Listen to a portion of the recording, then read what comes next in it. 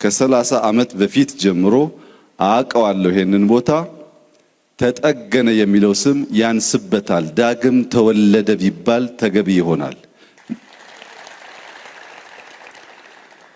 ነገር ግን ታሪካዊ ጭብጡ እንደሚያመላክተው የጎንደር ከተማ ምስረታ መነሻው ሐሳብ ይህ ቤተ መንግስት ነበር። የቤተ መንግስት ከባቢውን ፈጠረ። ዛሬ ቤተ መንግስቱ ዳግም ተወልዷል። አራዳን ዳግም ካልተወለደ፣ ጃንተከል ዳግም ካልተወለደ፣ ቆባስጥል ዳግም ካልተወለደ ታሪክ አልተደገመም ማለት ነው። ታሪክ